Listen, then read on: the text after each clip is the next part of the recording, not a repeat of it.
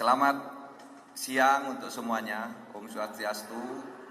Ganjar Mahfud Oso. Diulangi. Ganjar Mahfud Oso. Yes. Sekali lagi. Ganjar Mahfud Oso. Yes.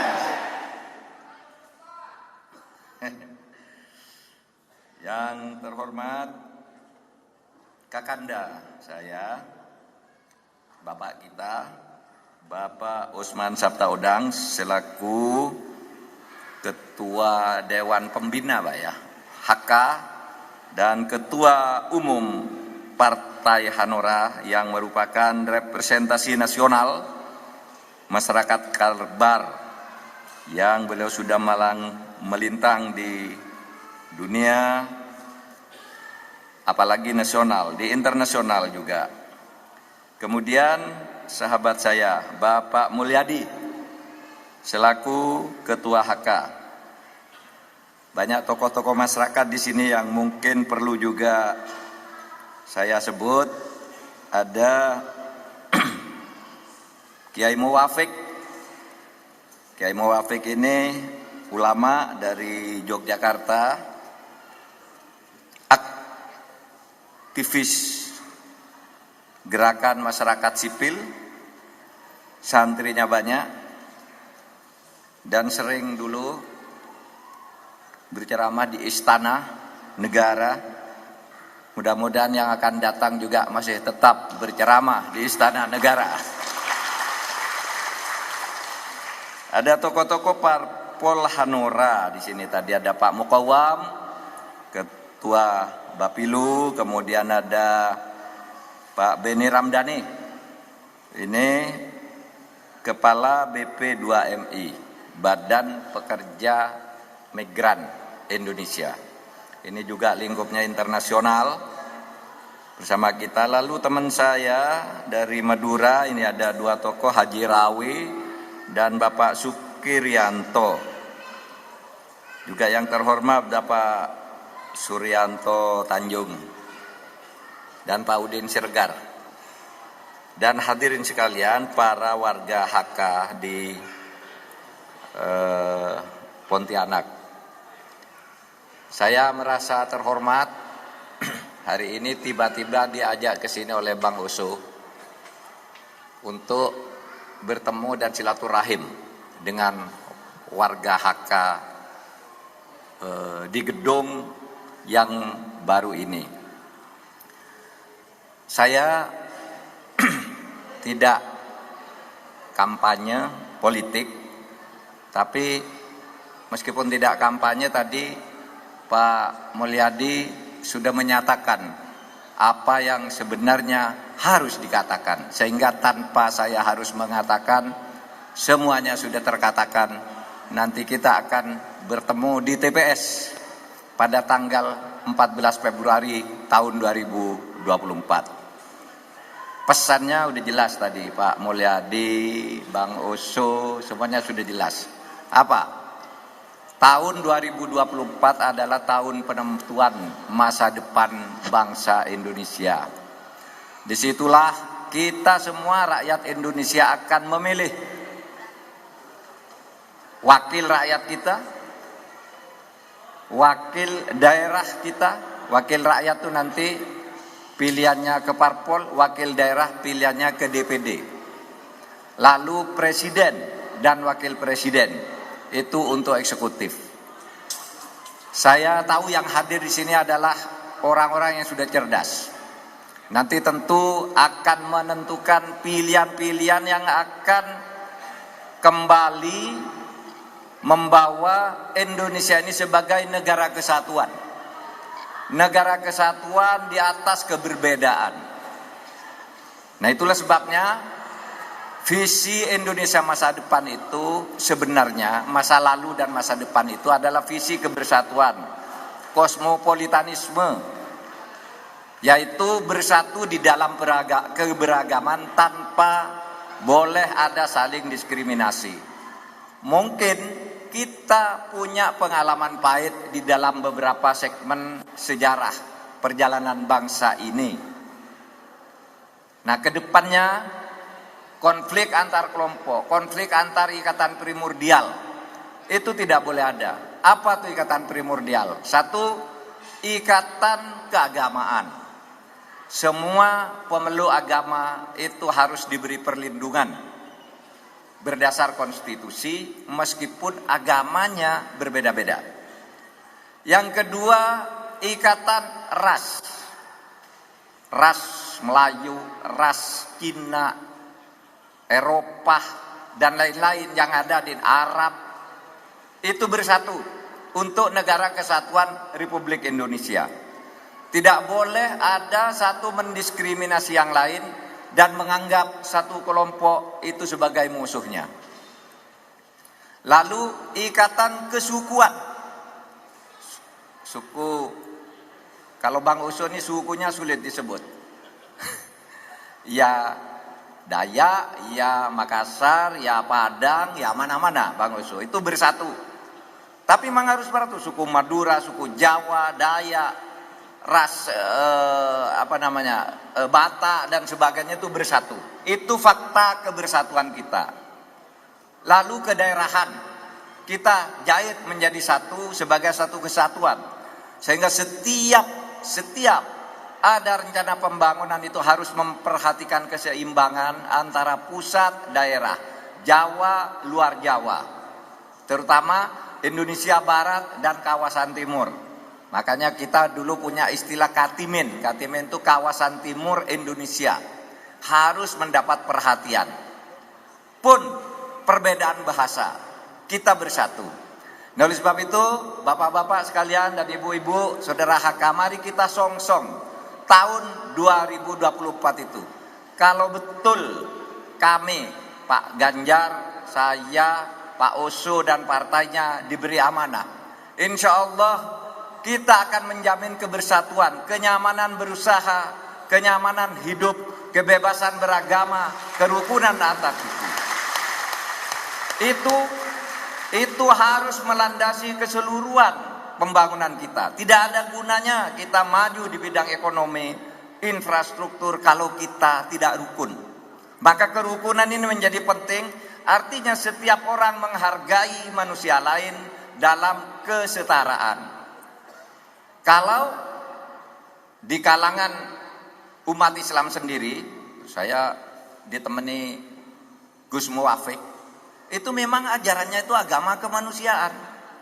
Kita tidak boleh misalnya karena beda ras lalu bermusuhan. Yang lebih banyak jumlahnya memusuhi yang lebih kecil, tidak boleh. Yang beda agamanya lalu dimusuhi, itu tidak boleh. Banyak dalil-dalil di dalam kitab suci, di dalam hadis Nabi, di dalam sejarah perjalanan umat Islam. Negara akan maju kalau mengikuti ajaran Islam, yaitu bersatu di dalam kemanusiaan tanpa harus saling mengganggu dan mendiskriminasikan satu sama lain karena perbedaan agama. Nah, ini menjadi penting karena terkadang ini menjadi isu. Kalau minoritas lalu dianggap musuh kita. Wah, ini bukan pribumi. Dihantam lagi. Itu tidak boleh. Indonesia ini didirikan secara bersama-sama.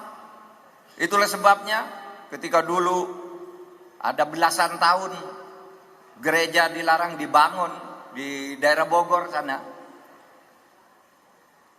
Tahun lalu saya resmikan, harus jalan ini gereja. Sudah berganti berapa pemerintah itu, tidak ada yang berani. Saya panggil wali kotanya, yuk buka, biar saya yang backup. Begitu selesai beberapa bulan, selesai juga. Dan akhirnya jalan, akhirnya bisa diresmikan dan tidak ada keributan apa-apa. Karena terkadang orang menganggap, orang Islam itu galak. Enggak juga. Setiap serangan-serangan terhadap kelompok minoritas yang mengatasnamakan Islam, itu justru yang membela orang Islam sendiri, membela kaum minoritas itu. Hanya ada sekelompok kecil orang yang membawa bendera kekerasan lalu menyerang gereja, menyerang kelenteng, menyerang pura dan sebagainya. Itu hanya sekelompok kecil orang. Ketika peristiwa itu terjadi, saudara sekalian, yang turun itu orang Islam untuk membela, melindungi kelompok-kelompok lain yang minoritas. Nah, itu yang harus kita kembangkan, memberikan perlindungan yang sama kepada setiap warga negara. Itu adalah tugas negara, itu adalah tugas pemerintah. Dulu tahun 2011 saya ketua Mahkamah Konstitusi, pernah didatangi oleh utusan khusus Presiden Obama, yaitu utusan Presiden untuk penegakan hak asasi di negara-negara OKI, Organisasi Konferensi Islam. Datang ke kantor saya, utusan itu, dia orang Afghanistan, intelek juga karena penasehatnya Presiden Amerika. Dia tanya ke saya begini, "Yang mulia," katanya, "apakah di Indonesia ini ada konstitusi?" Saya agak marah. Ya pasti ada dong. Saya kan ketua Mahkamah Konstitusi karena di sini ada konstitusi. Ya saya tahu, katanya. Anda ketua Mahkamah Konstitusi karena ada konstitusinya. Maksud saya, apakah konstitusinya di sini ditegakkan? Kata utusan Presiden Obama ini. Iya, ditegakkan. Kenapa? Saya bilang. Saya datang ke sini diutus oleh Presiden Obama untuk menanyakan, di Indonesia ini kok banyak diskriminasi. Pada waktu itu sedang terjadi peristiwa penyerangan gereja. Terjadi pengusiran kaum Ahmadiyah. Terjadi pengusiran orang-orang Syiah di Sampang. Terjadi pengusiran orang Bali di Lampung. Katanya itu di Mataram, Lombok, itu orang Syiah diusir, tidak bisa kembali, sudah bertahun. Gimana fungsi konstitusi di Indonesia ini?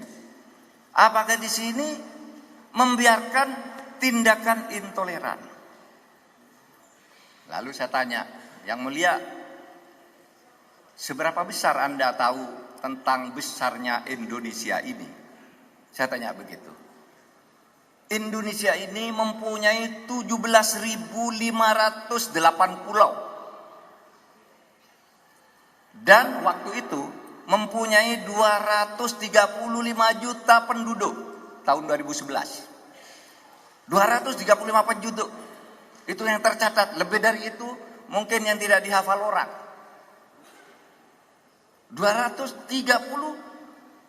juta penduduk, 17.540, 1.360 suku, dan 726 bahasa daerah.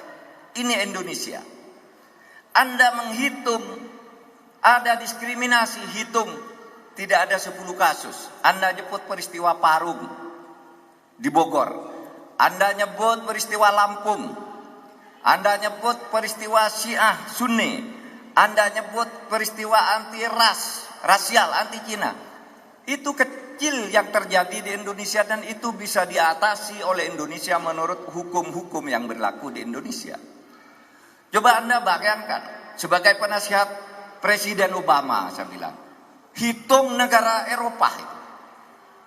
Negara Eropa, hitung Anda negara yang terbesar nomor 1 sampai urutan nomor 20. 20 negara terbesar di Eropa masih jauh lebih kecil dari Indonesia. Indonesia begitu besar, tapi kasus-kasusnya bisa dihitung dengan jari, dan itu kriminalitas biasa. Kalau ada orang mayoritas lalu menyerang minoritas, itu yang membela yang mayoritas juga. Seperti penyerangan terhadap kelompok minoritas yang terjadi di Bogor. Siapa itu ketika minoritas atau kelompok agama sempalan apa yang dianggap aliran tertentu diusir? Yang membela itu orang Islam juga, terutama dari NU dan Muhammadiyah datang. Jangan terjadi diskriminasi. Pemeluk agama itu harus dihormati meskipun beda. Coba di Eropa, teror banyak sekali, diskriminasi banyak sekali, padahal itu negaranya kecil-kecil. Kita yang negara besar ini menjadi contoh negara yang paling toleran di dunia. Dan ini yang harus kita kembangkan ke masa depan, yaitu negara tempat berkembangnya toleransi. Inilah laboratorium pluralisme di dunia, Indonesia ini. Kita harus tunjukkan ke dunia kita berbeda tapi bersatu untuk maju bersama di dalam kebersamaan kita. Gitu. Hadirin sekalian, itu adalah prinsip konstitusi. Itu adalah janji suci bangsa ini ketika tahun 1945 menyatakan kemerdekaan. Kami bangsa Indonesia. Siapa itu bangsa Indonesia? Yaitu orang-orang yang terdiri dari 1360 suku bangsa menjadi satu bangsa. Namanya bangsa Indonesia. Bersatu. Bertanah air satu, berbangsa satu, berbahasa satu. Itu janji suci kita. Yang kalau di dalam bahasa agama itu namanya mitsaqon ghalidho, janji suci.